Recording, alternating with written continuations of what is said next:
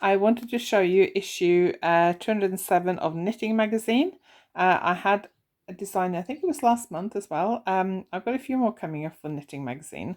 I haven't designed for them for a few years until this year, so it's nice to have some patterns in their magazine again, because it is a magazine I really, really enjoy.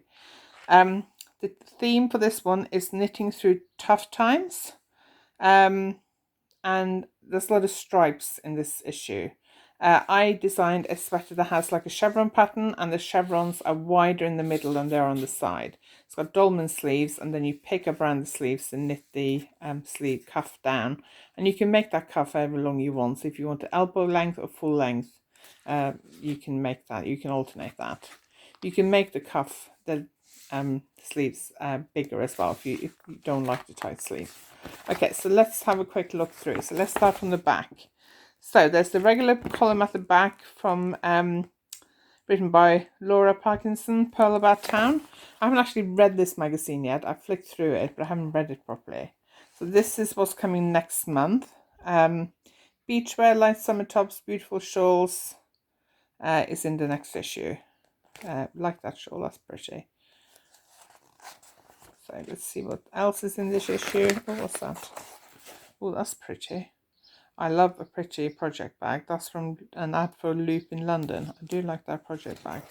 That's very nice. I do like pretty project bags. So I'm going to try and flick through without showing you all the details. So Knitting Magazine has all the patterns at the back. So I'm just going to flick through all of those, because I don't want to show you all the charts and all the pattern details really. Let's have a quick look here, because there are a few more pictures of my design. So that's the sleeve detail. So it's elbow length sleeves, but you could make these longer or shorter, up to you. That's a chevron pattern, and that's kind of the look on the back.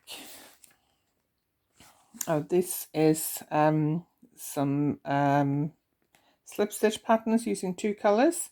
So these are quite good fun, these kind of stitch libraries. You could use these and create your own design. You can use them and create dishcloths just to practice them. But they're a really good way to learn new techniques and to practice different types of stitches and different types of stitch patterns. It's kind of how I learned to do lace knitting. When I first learned to do lace knitting, I did see some of these kind of stitch libraries in magazines, and I had a go at knitting them. So they're really good, especially when it comes to learning new techniques.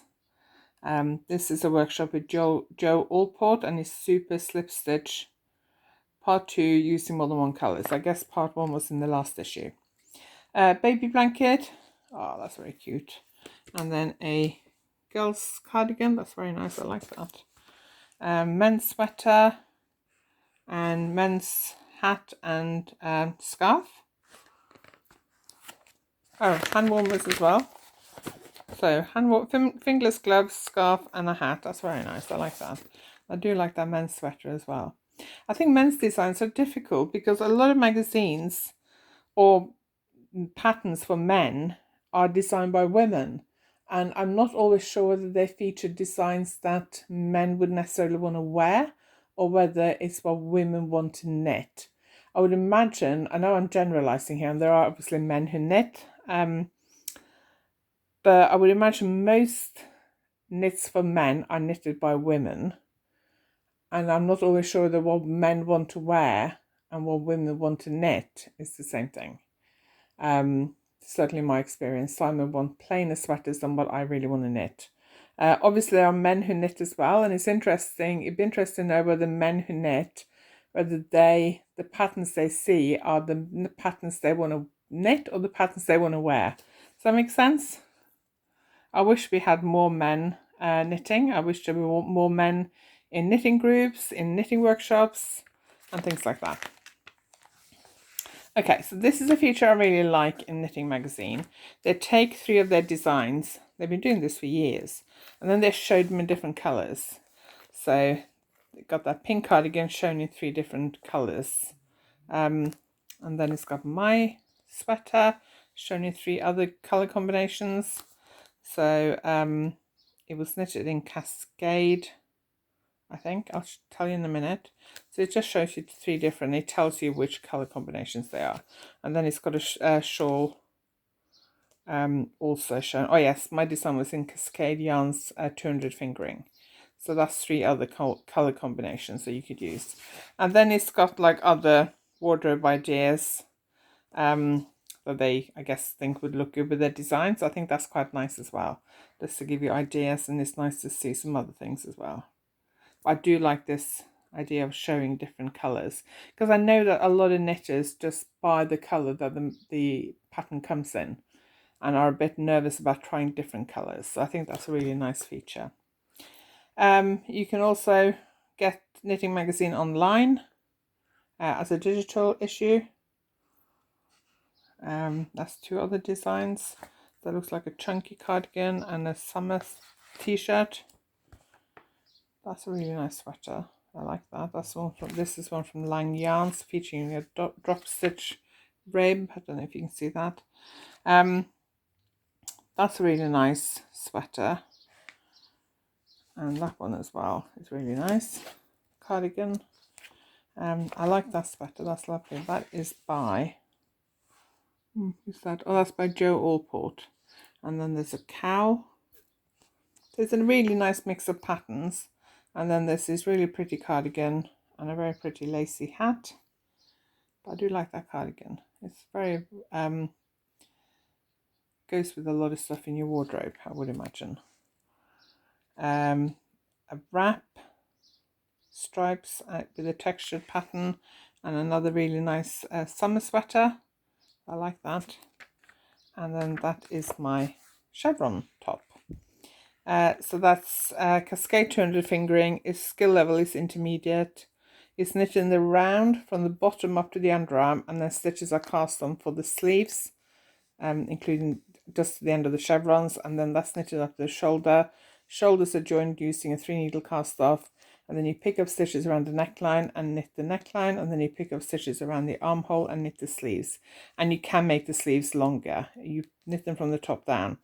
And if you want slightly wider sleeves, you can just pick up more stitches. And then have wider sleeves and then do some decreases if you want them longer, for example.